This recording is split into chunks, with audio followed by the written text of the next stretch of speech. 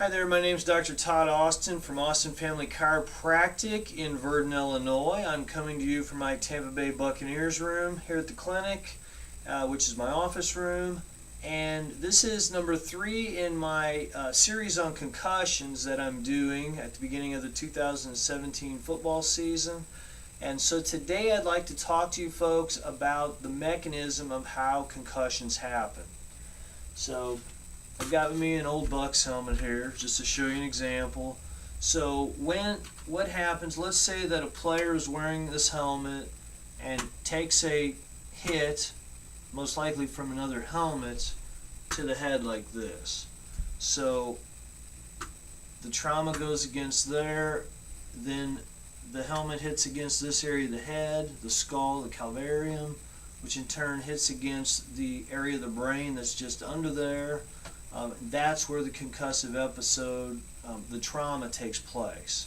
Then obviously the brain would go in that vector.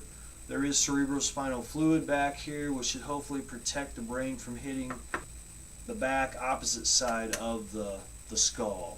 So this is where our trauma occurs. Now obviously if you're the players' parents or other teammates, you may have seen that happen. You may have relayed that to the player. A lot of times the parents will relay that information to me as a clinician. Sometimes the patient is able to relay exactly what happened as well.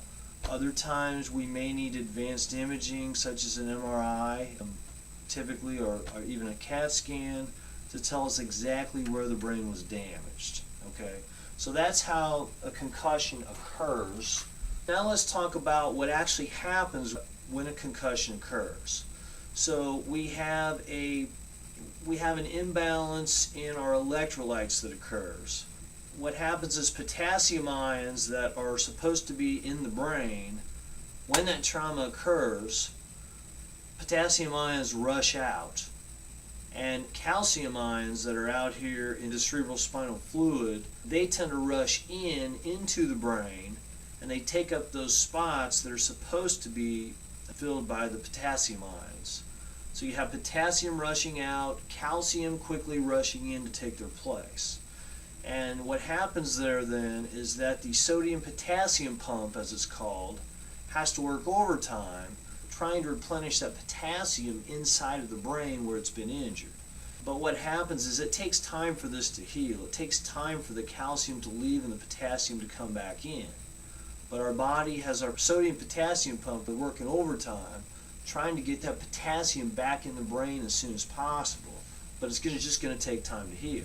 But what happens is then this sodium-potassium pump working overtime causes massive amounts of ATP or cellular energy to be needed. This in turn is going to trigger a dramatic increase in our glucose metabolism. And now this is also in an environment where we have a decreased blood flow to the brain. We have increased inflammation in the brain at the area of injury, but we have decreased blood flow to the brain as well. So then there's going to be this difference between the glucose supply and demand, and this is going to cause an energy crisis in the brain.